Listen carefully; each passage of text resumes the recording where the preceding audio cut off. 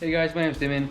Welcome back to Maple Leaf MTB, and here we have my 2021 Trek Fuel X7 up in the stand because we're doing another upgrade video.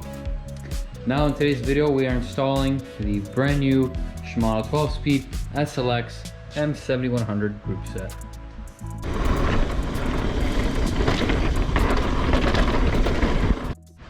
Unfortunately, this video has been a week in the making, all due to this one part and my bottom bracket. So let me go over quickly what happened. Basically, I was doing some hub work previously. I'll show you some clips over here. I was just transferring the pawls from this HG freehub over here to the Microspline freehub over here, which I just installed. And I forgot that this actually needed a separate end cap. So I went ahead and ordered this. It took a little bit longer than it came, so I have to get my money back for that shipping. Otherwise, I've also had to get my bottom bracket redone because the mechanics earlier installed it wrong. They gave me a 2mm spacer on this side, which ended up in my crank spindle not fully being able to reach the other side. And because of that, I couldn't thread on the little press bearing. And because of that, I could not install literally any of my parts. So now that everything's finally here and properly installed, I'm praying I can finally get to this video today. Let's begin. So the parts you'll need to swap a SRAM cassette over to Shimano is this Microspline freehub over here. This is specific to Trek's rapid drive freehub wheel. So this is part number 600718. Let me repeat that, 600718. That's just the Microspline freehub itself. I also have the pawls already installed in here, as you can see. Nothing's missing. Okay, we're good. And finally, to put that on your wheel set, you need this end cap over here.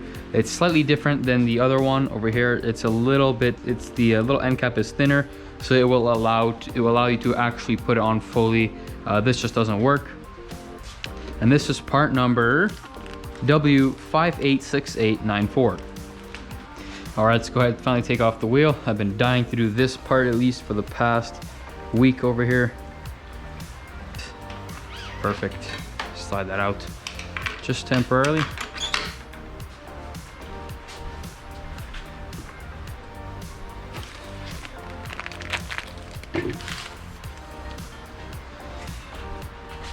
So I already did some axle work. Unfortunately, actually the mechanics did have to completely rebuild my hub because this through axle over here, this free hub over here was actually quite literally seized on. So that had to happen. Aside from that, I did all the hub work. I already have the hubs, already have the pawls installed. Last thing to do is just to literally put this on.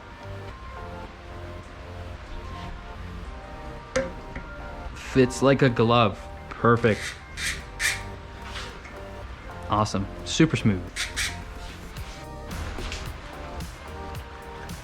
When it comes to installing cassettes, you always want to put grease on there. You never want to have direct metal to metal contact. You know, it's always better to go in wet, never go in dry, as they always say. This, of course, will prevent corrosion, rust, all those other bad things from the elements. So the reason I'm swapping over to Shimano is simply because SRAM has just been unreliable. I've had so many issues regarding shifting performance, parts breaking down. I couldn't handle it anymore. So this is the main reason why I'm swapping over to Shimano. Another thing is because I've just had my birthday came up recently, so I've had some money finally to spend for bike parts. And this is the most dire thing I needed to do or swap out on this bike. All right, taking our huge spider. So we got 51 teeth up here, and we got 10 teeth on the smallest cog over here, which is actually a 10% difference versus the Sram SX cassette. All right, or Sram NX cassette, I should say. Let's go line up the splines.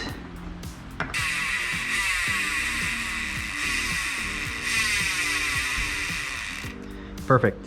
Oh, nice and straight. Let's go ahead and tighten that down with the adjustable spanner over here.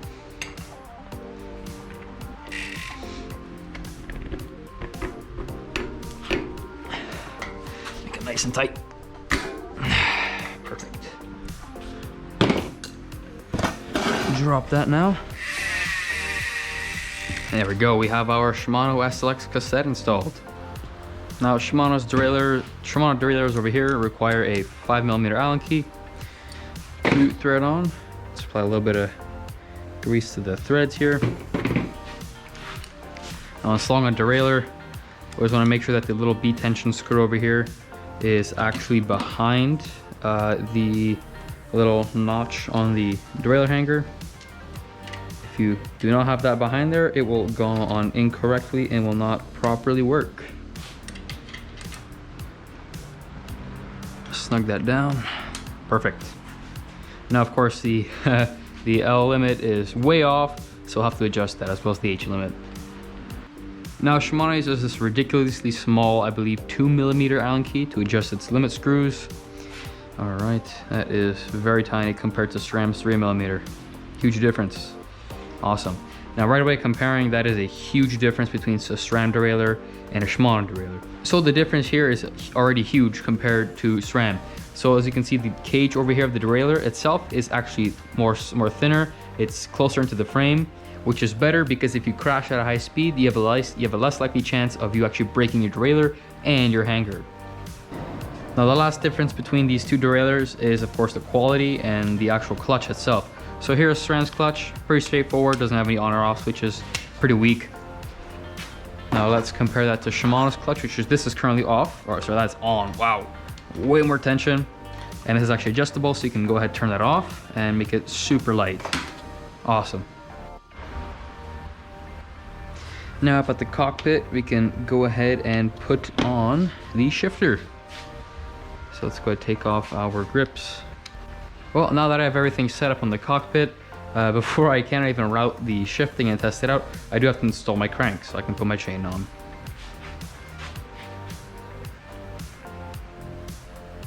Now, when it comes to Shimano cranksets, you want to lubricate them really well because they're extremely tight inside the bottom bracket. That spindle is snug in there and it is pretty hard for it to even come out. It might even require a hammer at some points to knock it through.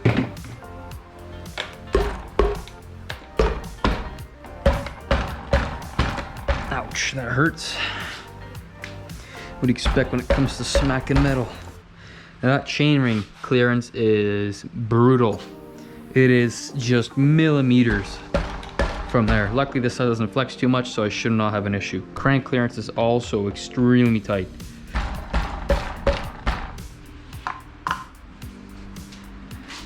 You can go ahead and line this up. Now, this can only go on one way, so it is pretty much impossible to screw up. All right.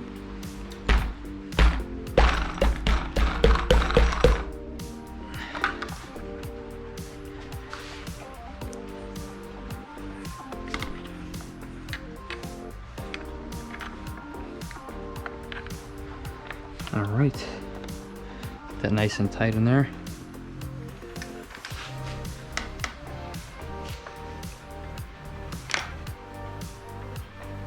Now with that fully on there, it will take a little bit to bed in the bearings, of course, so it will not spin smoothly for quite a while. Aside from that, we can go ahead and get the torque wrench and actually torque down the spindle.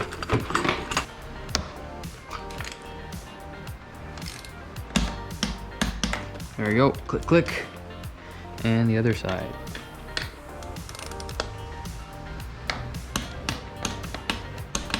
Now when it comes to routing chains, over here, Shimano's guide over here shows us that we wrap the chain around the biggest cog and the smallest, or the biggest sprocket over here and the front chainring.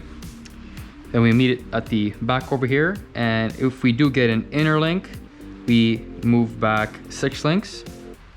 If we get an outer link, then we move back 5 links, and then we cut the chain from there. Let's go ahead and measure.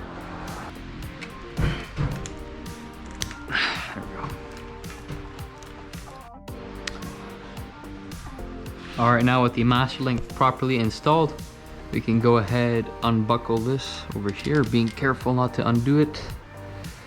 Also, to do is hold the brake, and there we go. Perfect. Chain is now properly sized. Now, the last thing to do finally is to go ahead and install the cable. So I like to use my favorite cable loop, really just chain loop. It's muck off. This stuff is great, smells good, biodegradable, and it does everything super well. lube up the cable first, and we can go ahead after that. We can squirt in some into the cable itself.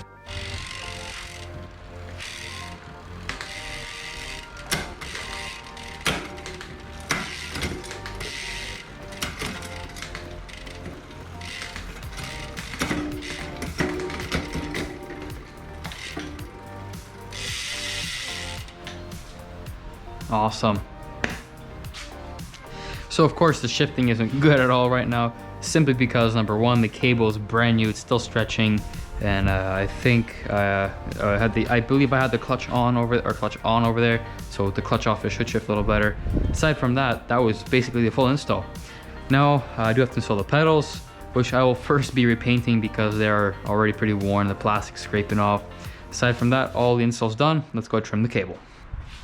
Now I bought my bike parts from BikeComponents.ca. For those of you wondering who are in Canada, they ship legitimate parts. This is not some like AliExpress crap. They even ship, including sticker, a little sticker over here, which I put on my bike. Huge thanks to them. Huge thanks to Pavo, guys, my homie over there. And even better, they even come with cable crimps. So that is a huge bonus point. You don't see many companies that do that. Thank you guys so much for watching. I hope you enjoyed the video as much as I enjoyed installing the parts. If again you have any questions or concerns, please leave them in the comments below. I'll be sure to answer them. Again, I bought my bike parts from BikeComponents.ca. You can go check out their Instagram up here. And shout out to Paul. You are awesome, my dude. So without further ado, I want to thank you guys so much for watching. Again, ride safe and have a good one.